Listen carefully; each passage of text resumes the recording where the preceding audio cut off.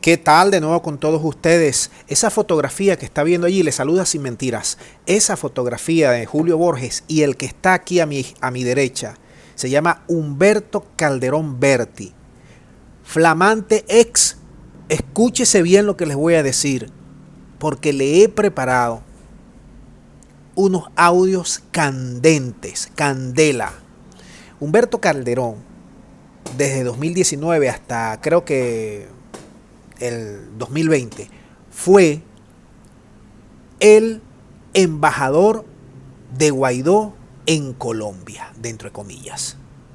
Se sabe toda la corrupción que Guaidó, Leopoldo López, Borges, Capriles, el G4, los alacranes, el chiripero, los derivados, hicieron con monómeros. Toda.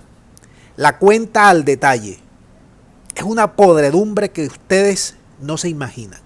Miren, yo les voy a decir algo. Este gobierno de Venezuela es corrupto. Pero el de Guaidó le saca, lo es por 10, por 20, por 1000, muchísimo más. Es una cosa que uno como venezolano se indigna escuchando estos audios. Espérate un segundito para que veas estos audios. Esto es una cosa dantesca. Cómo convirtieron Monómero, una empresa estratégica de Venezuela, ubicada allí en una filial colombiana, cómo la convirtieron en una piñata para contratos, para prebendas, para cuotas políticas de los distintos directivos, para pagar millones, para cortar la ayuda que daba Monómeros a las ayudas sociales, las pocas ayudas sociales que con Guaidó la daba, las cortaron todo. Lo convirtieron en lo más corrupto y en lo más podrido, y hemos perdido Monómero porque Duque se la acaba de quitar a Venezuela. Vamos a escuchar estos audios y dime tú como venezolano, sea usted chavista, independiente o opositor, ¿qué te causa estos audios? Y además de ello, si este gobierno de Guaidó, que llegó supuestamente para promover algo diferente en Venezuela, ¿en qué se convirtió? Adelante con los audios. Primer audio. No hay que darle mucha vuelta. El gran responsable de todo lo que ocurrió en Monómero se llama Leopoldo López, que politiza exageradamente con un sectarismo impresionante, politiza todo lo que le pone la mano. Por allá ha desfilado decenas de dirigentes políticos de la oposición pidiendo favores, pretendiendo hacer negocios con Monómero. Y eso yo lo vi desde el comienzo. Asistí a una reunión, y cuál será mi sorpresa cuando entro a la reunión.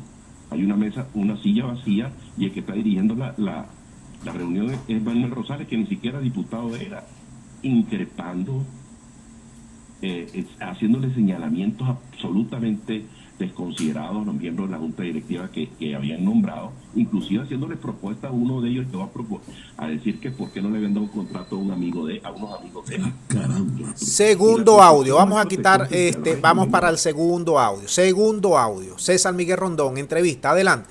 Yo lo que lamento profundamente es que en el momento en que yo hice la denuncia sobre lo de Cúcuta y en el momento en que hice los señalamientos de lo que estaba ocurriendo en Monómeros, en lugar de alinearse conmigo, que era en defensa de los intereses de la población venezolana, pues me declararon una guerra dirigida por Leopoldo López, ¿no?